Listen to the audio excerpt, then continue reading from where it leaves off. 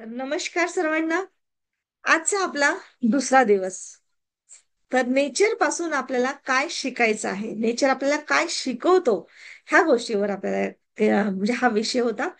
तर त्याच्यामध्ये आपण काही 5 असे दिवसाचे 5 म्हणजे काही 5 सब्जेक्ट घेतले होते, की झाडं काय देतात, नदी काय शिकवते, सूर्य, फुलपाखरू, पृथ्वी, ह्या सगळ्या गोष्टी आहेत. तर काल आपण झाडांच्या बद्दलचं डिटेल बघितलं होतं. तर झाडांपासून आपल्याला सावली मिळते, फळं फुलं मिळतात, त्याचे मूळ म्हणजे घट्ट म्हणजे न दिसताही बळ देण्याचं कार्य करतात. सहनशीलता म्हणजे वादळ आले तरी सुद्धा सहनशीलतेने आपण उभं राहू शकतो. आणि चक्रकार म्हणजे जीवनाचा प्रवाह समजावून सांगतात ते आपल्याला, हे इथेच द्यायचं आहे, इथेच सगळं घ्यायचं आहे. आपल्या नंतरच्या पिढीला आपल्याला काहीतरी देऊन जायचं आहे हे शिकवतात. तर ह्याच्यावरतीच आपलं कालचं होमवर्क होतं. आज आपला हा दिवस दुसरा. आज आपण नदीकडून काय शिकलं पाहिजे ते बघूया. नदीचा प्रवाह. नदी म्हणजे काय? सतत वाहत जाणं म्हणजे पुढे जाणं. तर नदीकडनं सगळ्यात मेन म्हणजे हे शिकायचं आहे की प्रवाहात राहायचं आहे आणि पुढे जायचं आहे. काल आपण झाडांकडून शिकलो निस्वार्थपणे देणं, काही अपेक्षा न करता निस्वार्थपणे देणं. पण आज आपण निसर्गातील आणखी एक महान गुरु आपला आहे ते म्हणजे नदी, आणि हिच्याकडून आपण धडे घेणार आहे. तर ते कसं? तर नदी आपल्याला जीवनामध्ये हीच गोष्ट शिकवते की कितीही अडथळे आले तरीही हा प्रवाह थांबत नाही. आणि आपण तिथेच अडकून गेलेलो असतो, की लहानपणी असं केलं माझ्या मुलांचं, त्यावेळेस माझं लग्न झालं होतं तर मी इतकं केलं माझ्या नंदांचं, माझ्या सासवांचं, किंवा मी माझ्या आईवडिलांचं असं केलं तरी आज मात्र असं झालं तसं झालं. पण त्याच गोष्टी घेऊन बसलेलो असतो, त्याच गोष्टी बदल. पण ते आता कधीच संपल्या? इथे तर एका क्षणामध्ये त्या गोष्टी संपून जातात. एका गोष्टी म्हणजे एका क्षणामध्ये नदी पुढे चालली जाते. तर तीच गोष्ट आपल्याला शिकवते की कितीही अडथळे आले तुमच्या लाईफमध्ये तरीही प्रवाह थांबत नाही नदीचा. तर तुम्ही आणि मीही नदीसारखे होऊ शकतोय, सतत पुढे जाणारे. सतत बदल येतो आपल्या लाईफमध्ये, ते स्वीकारणारे. जोही बदल येतो तो स्वीकार करायचा आहे. कसाही असो, चांगला असो वाईट असो, जे आहे.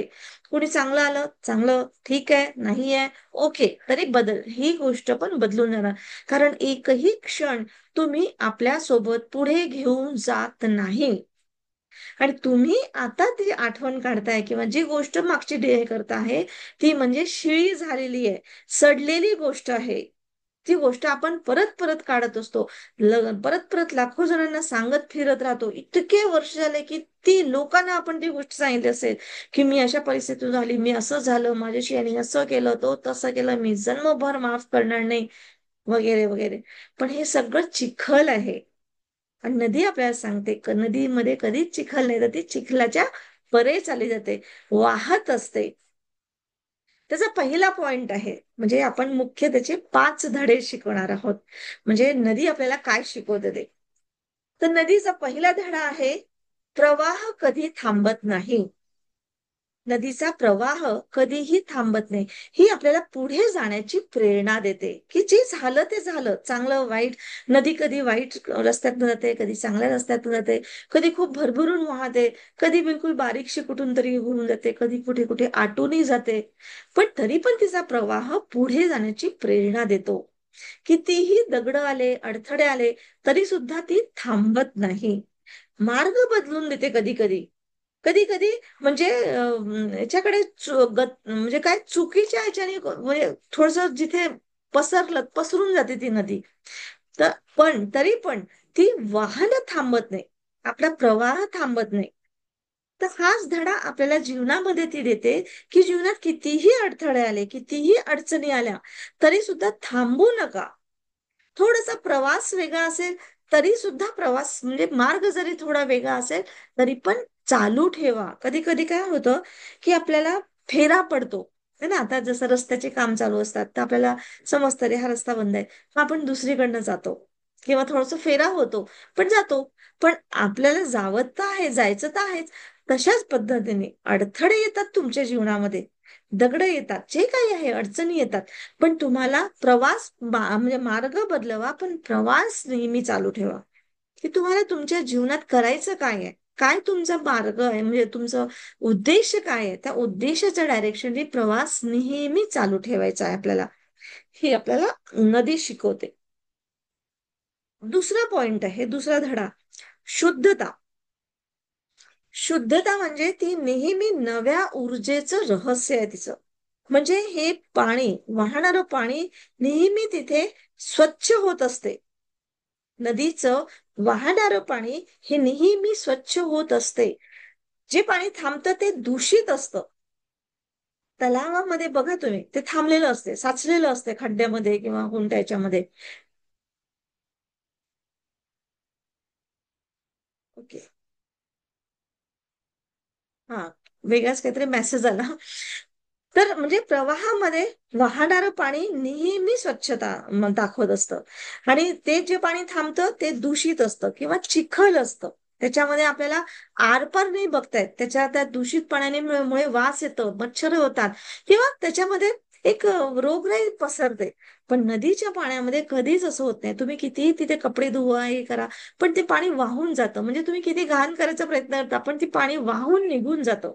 स्वच्छ असतं वाहतं पाणी नेहमी. तर याच्यावरून आपल्याला धडा काय घ्यायचा आहे? तर आपलं मन आणि विचार हे नेहमी वाहतं ठेवा. आपलं मन आणि विचार हे नेहमी वाहतं ठेवा.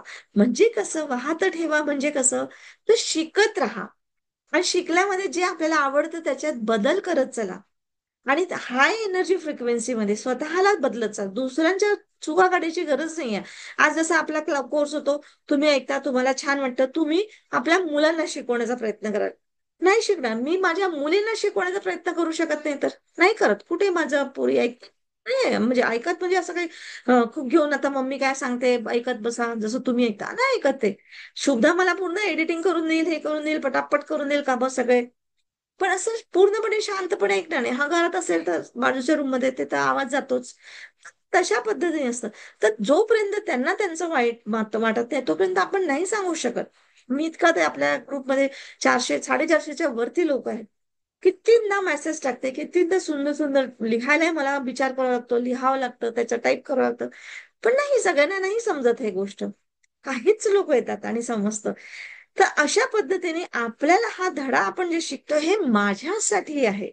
मला माझं मन, मला माझे विचार नेहमी वाहते ठेवायचे, म्हणजे शिकत राहायचंय, बदलत राहायचंय. कोणत्या विचारांना स्टक करायचंय की मी म्हणते तेच खरं. खरंय किती असेल, कितीही चांगलं असेल, तरी गरज नाहीये तुम्हाला दुसऱ्यांवर ठप्पा मारायची. ठीक आहे. तर शिकत राहा, बदलत राहा, नव्या गोष्टी स्वीकारत राहायचं आहे आपल्याला. की माझं मी जे म्हटलं होतं, मागे जे मी केलं होतं ते बरोबर होतं. काही गरज नाही. बरोबर असेल, झाला गेला तो क्षण. मी असं नाही म्हणणार की तुम्ही बरोबर नाही आहे, की चूक आहे. राईट रॉंग मध्ये नाही जायचं आपल्याला. गेला तो क्षण. आता अजून नवीन काय? तर नेहमी आपलं मन वाहतं ठेवायचं. आपले विचार वाहते ठेवायचे, शिकत राहायचे. हाय एनर्जी फ्रिक्वेन्सी म्हणजे पाणी नेहमी उताराकडे वाहत राहतं. म्हणजे जिथे खाली वाहतं म्हणजेच नम्रता. नेक्स्ट धडा तोच आहे, नम्रता. म्हणजे खाली जाणं. कारण नदीचं पाणी हे नेहमी खालच्या डायरेक्शनने जात राहतं. हे कधीच वरती चढत नाही नदी. आपल्याला धरणं पण मिळतात ते वरून खाली पडताना दिसतात नदीचे पाणी. है ना? तर नम्रता, कितीही पाणी भरभरून असेल नदीमध्ये, पण ती नेहमी खालच्या डायरेक्शनने वाहते. म्हणजेच नम्रता दाखवते. म्हणजेच मोठेपणा आहे. नम्रता, खाली जाणं म्हणजे हा मनाचा मोठेपणा आहे. म्हणजे आणि शेवटी खाली वाहत जाऊन म्हणजे नदी कुठे भेटते शेवटी? समुद्रामध्ये जाऊन एकरूप होते. म्हणजे तुम्ही जसं जितकं खालच्या ह्याच्याने म्हणजे नम्रतेने चालले तेवढे तुम्ही त्या भगवंताला म्हणा, नेचरला, समुद्र म्हणजे काय? ब्रह्मांड, नेचर, भगवंत आपण ज्याला म्हणतो, त्याला भेटते म्हणजे त्याच्यामध्ये एकरूप होते. म्हणून नम्रता हा सगळ्यात मोठा गुण आपल्यामध्ये आहे. तर नेहमी खालच्या डायरेक्शनने जाणं, खालच्या डायरेक्शनने जाणं म्हणजे जेही आपल्यापेक्षा त्यांना समजत नाही किंवा दुःखी आहेत किंवा उदास आहेत, जे काही आहे, त्यांना आपण आपलं मदत करणं किंवा आपली एनर्जी देणं. जे आपण रेकी शिकतो तर ती एनर्जी देणं म्हणजे समुद्राला भेटणं, म्हणजेच त्या भगवंताला भेटणं असं आहे. तर याच्यातून आपण धडा काय शिकतो? तर नम्रता म्हणजे कमजोरी नाहीये, हे लक्षात घ्या. नाही तर आपण घाबरून म्हणजे अगदी नाही नाही जाऊ दे आणि दुसऱ्यांना म्हणायचं की किती नम्र आहे. आणि आतमध्ये सगळं म्हणजे कंप्लेंट ब्लेमिंग चालू आहे, हे असंच करतात, ते तसंच करतात, आम्ही तर असं करतो तसं. तर याला नम्रता नाही म्हणत. नम्रता म्हणजे कम्प्लिटली सरेंडर, की जो जसा आहे तसा आहे, ओके ठीक आहे, काही प्रॉब्लेम नाही. पण ही कमजोरी नाहीये. पण ही तुमच्या प्रगतीचं गुपित आहे. तुमची प्रगती ह्याच्यामध्येच दडलेली आहे. जितकं माणूस नम्र असेल किंवा एक्सेप्टन्स असेल किंवा ऐकणारा असतो किंवा समजणारा असेल, तेवढा तो त्याची प्रगती जास्त होत असते. त्याचं मेंटल स्टेटस हाय फ्रिक्वेन्सीचं असतं. हे लक्षात ठेवा. समजू नका की आपण कमजोर आहे किंवा आपण असं नम्रपणे बोललो तर आपल्याला दाबून टाकतील कोणी, असं नसतं ते. तर ऍक्च्युअली नम्रता म्हणजे कमजोरी नाही, तर ही प्रगती आहे एक प्रकारची. ठीक आहे.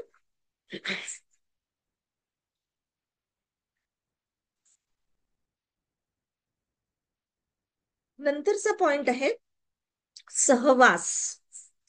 सहवास म्हणजे एकत्र घेऊन चालणं सगळ्यांना, म्हणजे इतरांना पोषण देणं. तुमच्यामध्ये तर ते आहे कॅपॅसिटी, पण तरी पण नदी ती जिथून वाहते त्याच्या आजूबाजूला जंगल असतात, झाडं असतात, नंतर नदीमध्ये माशा असतात किंवा इतर बरेचसे प्राणी असतात, जे किंवा मग जिथे जे जे कोणी जातात तिथे त्यांना पक्षी किंवा प्राणी त्यांना पाणी पाणी देते.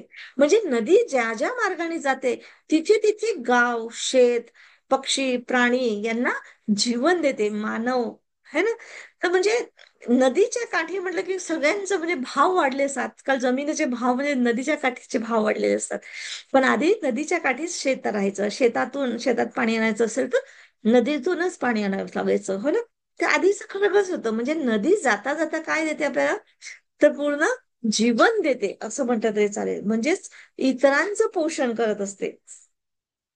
तसेच याच्यातून आपण धडा काय शिकतो, की आपणही जिथे प्रवास करतो आहे जीवनाचा, तर त्याच्यातून आपण इतरांना पोषण, आधार किंवा आनंद, सुख म्हणजे जे काही असं द्यायला पाहिजे ते द्यायला पाहिजे. द्यायला हवं, म्हणजे की कसं मी जिथे जिथे जाईल तिथे माझ्या आजूबाजूच्या लोकांना मी कसं सुख देऊ शकेन, कसं म्हणजे त्यांना मी जीवनाचा आधार देऊ शकेन, हा गोष्टीचा नेहमी विचार करायला पाहिजे. म्हणजे शिकायला पाहिजे नदीपासून आपल्याला ह्या गोष्टी. नंतरच मग शेवटचं पॉइंट आहे, पाचवा पॉइंट, सागराची एकरूपता होतं. सागर म्हणजे काय, अंतिम ध्येय. अंतिम ध्येय म्हणजे शेवटी नेचर, म्हणजे भगवंत, ब्रह्मांड ज्याला आपण म्हणतो. म्हणजे नदी ही शेवटी समुद्रामध्ये विलीन होते, एकरूप होते. म्हणजेच काय होतं, की स्वतःला कम्प्लिटली विसरून, म्हणजे स्वतःचं पूर्ण नाव गाव सगळं अस्तित्व विसरून जाते आणि त्या मोठ्या अशा एकत्व ज्याला आपण म्हणतो ब्रह्मांड, त्याच्यामध्ये एकरूप होऊन जाते, मिसळून जाते. नदीमध्ये कोणतीच जात भेद नाही, की माझं पाणी असं, माझं पाणी पवित्र, तर माझं असं तर तसं, असं काहीच नाही राहत. सगळं एकत्र येऊन मग तो समुद्र सगळ्यांना एकत्र घेतं. बघा, कल्पना करा, किती सुंदर म्हणजे त्याच्या मागचं भाव आणि ते असं एकत्रितपणा. आणि त्याच्यातून आपण काय धडा शिकू शकतो, तर आपल्याही आयुष्याचं अंतिम ध्येय म्हणजे एकत्व आहे. एकत्व म्हणजे आपण सर्व स्वतःशी विसरून साऱ्या जगाशी, म्हणजे त्या ईश्वराशी किंवा त्या ब्रह्मांडाशी, त्या भगवंताशी एकरूप होणं, म्हणजे त्या नेचर सोबत एकरूप होणं हे जरुरी आहे. आता नदी जेव्हा जिथून जिथून म्हणजे जाते, तिथे तिथे म्हणजे कसं बघा, ज्या ज्या गावातून जाते त्या त्या गावातले लोक म्हणतात आमच्या गावातली नदी. त्या गावातल्या गावाचं नाव त्या नदीला लागतं. किंवा कधी कधी नदीचं सेपरेट नाव असतं, नर्मदा नदी, गंगा नदी, मग हिला पवित्र नदी, मग ही अशी नदी, मग ती काळ्याची नदी, मग तशी नदी, वगैरे वगैरे. असे किती किती त्यांना नावं पडतात. तशा तशा पद्धतीने कोणी तिथे गुरं धुतात, तर कोणी कपडे धुतात, तर कोणी काहीतरी करतात, कोणी खूप घाण पाणी, आजकाल तर फॅक्टरीजचं पाणी वगैरे टाकायला लागले, केमिकल्स टाकायला लागले, सगळं सगळं त्या म्हणजे प्रत्येक ह्याच्यामध्ये पहा, कोणी चांगलं देतं तर कोणी वाईट देतं. हे सगळं सगळं घेऊन ती पूर्ण जीवन जगते, म्हणजे ती एक प्रकारचं वाहते, म्हणजे तो जीवनाचा प्रवाह ती वाहून राहिली. आणि शेवटी काय होतं, अंतिम ध्येय सागरामध्ये सगळं मिळून मिसळून जाते. एकदा त्या सागरामध्ये मिसळली तर तुम्हाला कुठेच ओळखता नाही येत की ही कोणती नदी आहे, ही गंगा होती की नवी नर्मदा नदी आहे, की ही पवित्र नदी, तर ही अशी नदी, तर ती तशी नदी, काहीच नाही ओळखतात तुम्हाला. म्हणजे सगळ्या त्या एकत्वामध्ये ती विलीन होऊन जाते. असंच आपलं पण ध्येय, आपल्या आयुष्याचं पण ध्येय असंच आहे, की आपण जेव्हा प्रवाहामध्ये असतो, तर आपल्याला खूप सारे नाते मिळतात, काही आर्थिक प्रॉब्लेम्स असतात, काही शाबासकी मिळते, तर काही कधी खूप काही गोष्टींचं म्हणजे बक्षीस मिळतं, तर कधी कधी खूप नफरत मिळते, काही काही वेळेस अपमान मिळतो, काय काय सगळं मिळतं, पण सगळं सोडून आपल्याला अंतिम ध्येय काय आहे, तर ब्रह्मांडामध्ये विलीन व्हायचंय. मरणच आहे सगळ्यांना, सगळं एकत्र येणार आहे. तिथे ना जात पात, ना स्त्री, ना पुरुष, ना आई, ना भाई भाई, कुछ काही भेदभाव नाही. जे केलं तुम्ही, जे शेवटी आज चांगलं करताय वाईट करताय, ते तुमचं तुम्हाला माहिती आहे. सगळं तुम्ही विलीन होणार आहे ब्रह्मांडाशी. मग का नको आज आपण जे जगतोय ते अगदी भरभरून जगायचंय आणि पूर्णपणे देऊन जगायचंय. आज एक साधी गोष्ट मी म्हणते तुम्हाला, होमवर्क करा, होमवर्क करा, होमवर्क करा. पण तुम्ही शेअरच करत नाही होमवर्क. म्हणजे आज संपायला आला, आपला 3 महिन्याचा प्रोग्राम संपायला आलाय, पण हार्डली एखाद दोन लोक शेअर करतात. तर हे असं नाही, याच्याने म्हणजे मला काय समजतं की तुम्ही नाही बदलत आहे, किंवा मला तुमच्यामध्ये बदलची संभावना दिसतच नाहीये, किंवा तुम्ही तितक्या सिरियसली घेत नाहीये, है ना. तर प्लीज प्लीज प्लीज, आताही वेळ गेलेली नाही, आताही वेळ गेलेली नाहीये. आता ही नदीची सारखी आपल्या शेवटी सागरातच मिळायचं आहे. पण इतरांचं पोषण करून म्हणजे समोर समोर जायला पाहिजे. म्हणजे आपला प्रवास करताना आपण इतरांना पोषण, इतरांना आधार, किंवा इतरांना आनंद सुख देऊन जायचं आपल्याला. तर आपल्याला एक एक सुंदर शब्द क्रिएट करायचे, कारण आपल्याला ब्रह्मांडामध्ये त्याच्यासाठीच आपण करतोय हे सगळं, की मी एकटी किती म्हणजे शब्द टाकू, तुम्ही पण तुमचे शब्द टाका, तुम्ही पण आशीर्वाद द्या, तुम्ही पण चांगले शब्द आनंद द्या ह्या ब्रह्मांडामध्ये. काय माहिती तो आनंद किती लोकांच्या लाईफ मध्ये जाईल, है ना. तर ही एक एनर्जी आहे. तर ही एनर्जी मला जे पटवून द्यायचंय, तुम्हाला सांगायचं आता, हा सगळा जो आपण म्हणतो रेकी देतो म्हणजे काय, आपण ती एनर्जी देतोय. तर हा सगळे जे आपण विषय घेतो ना, ह्या सगळ्या विषयामधून ती आपण एनर्जीच क्रिएट करतोय, ज्याला आपण रेकीचं नाव दिलेलं आहे. तर त्याला आपण आणखी सायंटिफिकली मी तुम्हाला स्पष्ट समजून सांगण्याच्या दृष्टीने मी हे विषय घेतलेले आहे. तर नक्कीच आपलं जर म्हणजे युट्यूब वरून बघत असाल तर कमेंट्स करून करा, पण करा नक्की मात्र. कारण जेव्हा आपल्याला मिळतं ते लगेच देणं खूप जरुरी आहे, खूप जरुरी आहे. म्हणून तुम्हाला म्हणते की लिहून घेत चला, किंवा पॉइंट्स लिहा. मी बरं तरी त्याच्यानंतर मी पॉइंट्स तुम्हाला लिहून पाठवते, त्याच्यावर मनन करा, है ना. आणि नक्की होमवर्क करा. ठीक आहे. तर आता 1-2 आठवडे राहिलेत फक्त आपले. तर प्लीज प्लीज प्लीज बघा, आता फक्त तुम्ही 13 लोक राहिलेत, है ना. तर तुम्ही हिरे आहात, हे लक्षात घ्या, की जे शेवटपर्यंत राहिले. तर नक्कीच तुमची आता चमक दाखवा शेवटी, की एक मला पण मजा आली पाहिजे ना, की वाव काय केलंय, मजा आली म्हणजे, है ना. तर नक्की होमवर्क करा. तर चला आता आपण बसूया थोडस, काय म्हणतो आपण, 1 मिनिट मी मेसेज, हा, आपण हे करूया म्हणजे आता मेडिटेशन करूया, ठीक आहे. चला मी शेअर करते तुमच्यासोबत.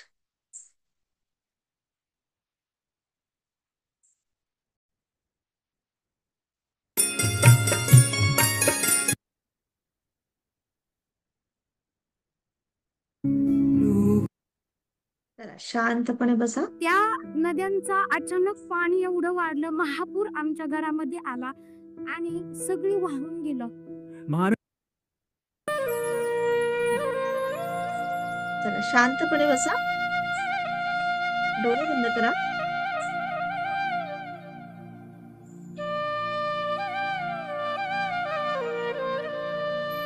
पूर्ण श्वास घ्या.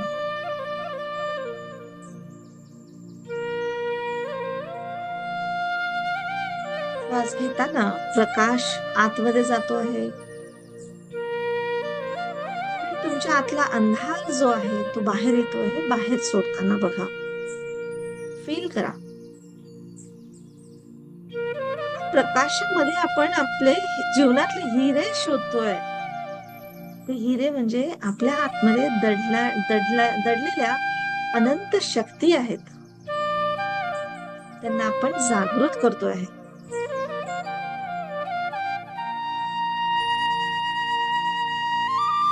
खोलवर श्वास घ्या आणि हलकेच सोडा.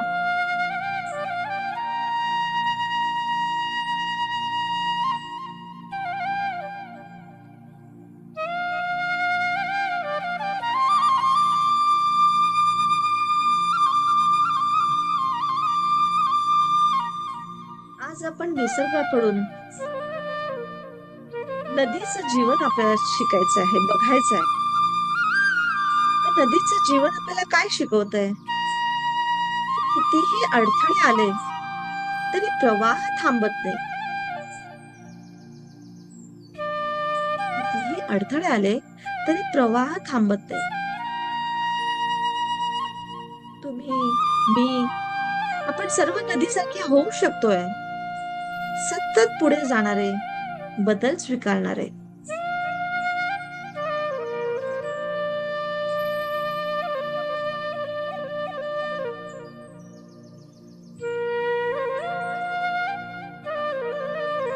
स्वतःला एका वाहत्या नदीच्या काठावर बसलेले आहात असं कल्पना करा.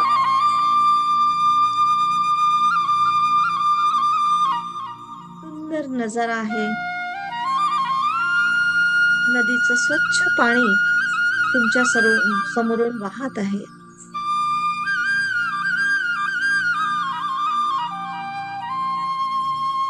जमत असेल तर नदीच्या पाण्यामध्ये तुमचे पाय वाहून द्या. पाय टाका, म्हणजे थंडगार त्याचा स्पर्श तुम्हाला होऊन जाऊ द्या.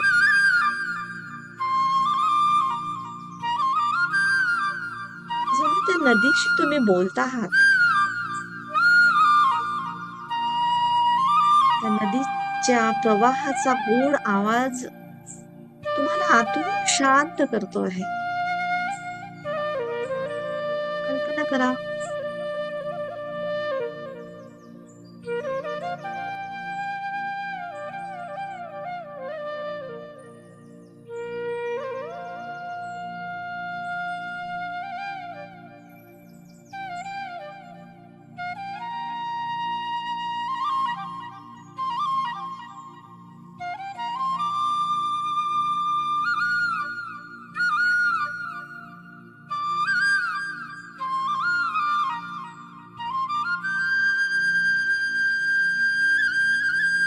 नदीचा तो प्रवाह जसा नदीच्या आत असलेले दगड त्यांना पण तो वळसा घालून पुढे जातोय. म्हणजे नदीच्या प्रवाहात दगड आहेत, अडचणी आहेत, पण तरीही त्याला वळसा, त्याला फिरून पाणी आपोआप वाहतं आणि पुढे जातो. जरी नदी त्याला तुम्हाला सांगते तुमच्या जीवनातही अडथळे तुमच्या प्रवाहाला थांबवू शकत नाही. तुमच्याशी बोलते आहे, तू थांबू नकोस, पुढे जात राहा, मार्ग मिळेल जरूर.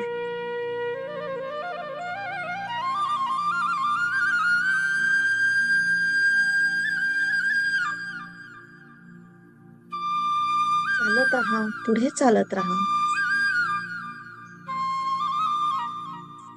तुमच्या पायाला स्पर्श करून ती पुढे जाण्याचं, कसं जायचं ते सांगते.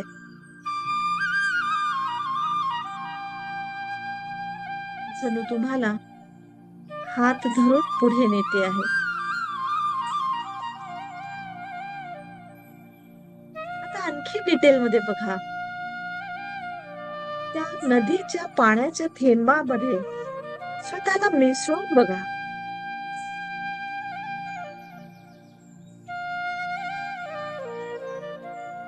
तरी सुद्धा तुमच्या अंगावरून ते पाणी चाललं जाईल.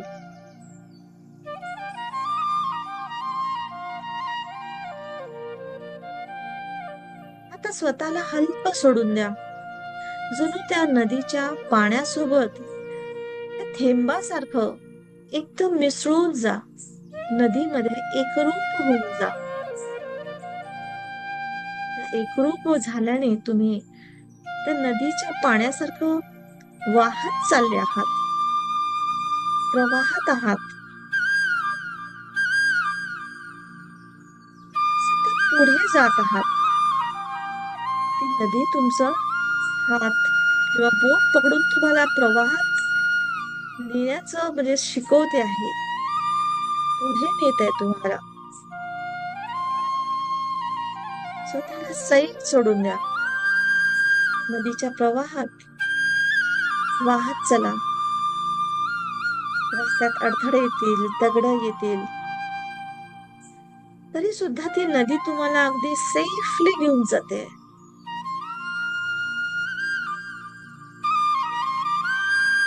शुद्ध, नम्र आणि मुक्तपणे तुम्हाला ती पुढे नेते आहे, सतत पुढेच जाते आहे.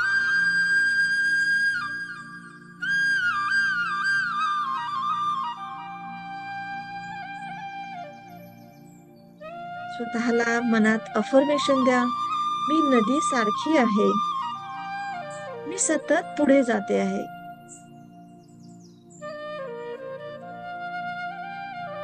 मी बदल स्वीकारते आहे, मी सतत प्रवाहात आहे. क्षण आणि क्षण मी पुढेच जात आहे.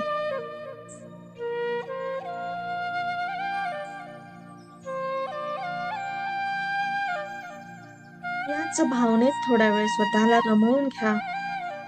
सैल सोडा आणि नदीच्या प्रवाहात आनंद चालत राहा. नम्रपणे, मुक्तपणे, शुद्धपणे. जे मागे सुटलं ते सुटलं.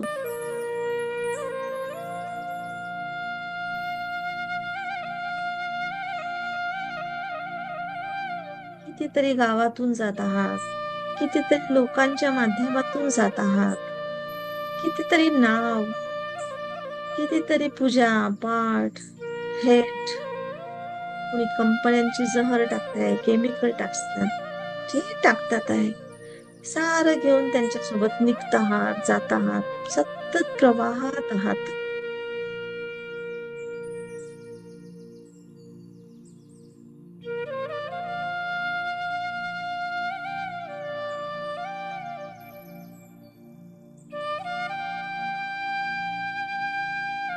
आणि शेवटी त्या समुद्रामध्ये विलीन होतात आहे. सारं तुमचं नाव, तुमचं पाणी, तुमचं अस्तित्व, सारं काही विलीन होतोय, एकरूप होतोय.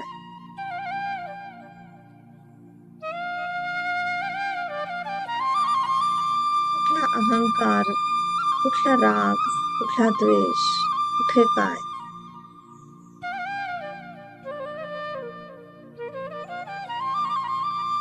पाणी नेहमी खालच्या बाजूने वाहते आहे, म्हणजेच नम्रपणे वाहते आहे. आणि हेच आपलं अस्तित्व आहे. नदी आपल्याला हेच शिकवते आहे, निसर्ग आपल्याला हेच शिकवतो आहे.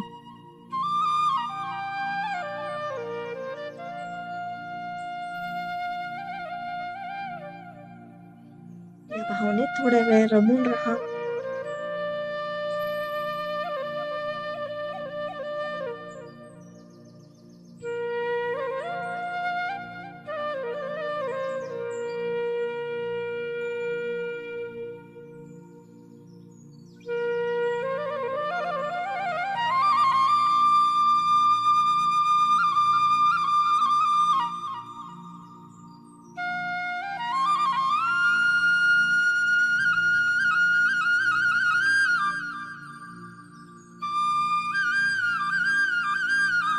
सारं काही संपणार आहे, सारं काही विलीन होणार आहे.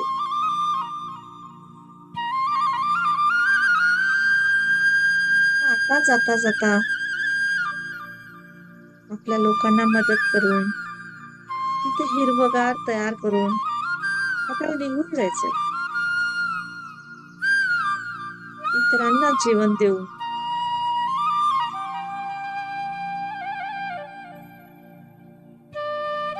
शेवटी समुद्रात एक होऊन जायचं आहे. त्या एकत्वात मिसळून जायचंय आपल्याला. त्या ईश्वराशी, त्या ब्रह्मांडाशी, त्या नेचरशी एक रूप होऊन जायचंय.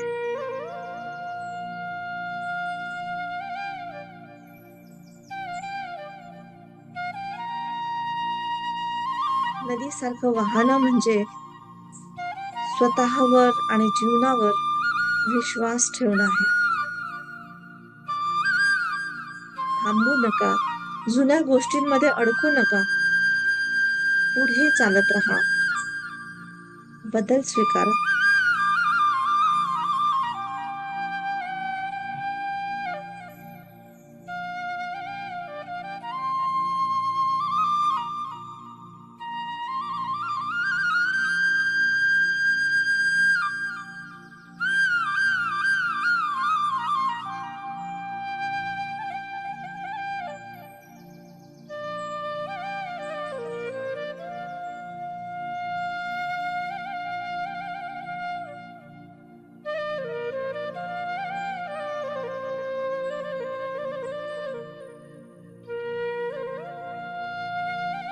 हलकेच वातावरणातून वातावरणाच्या ह्याच्यामध्ये अवेअर व्हा.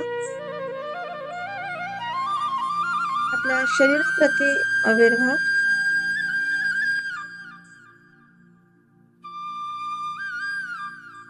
आणि हलकेच आपले हात डोळ्यांवर ठेवून हलकेच डोळे उघडा.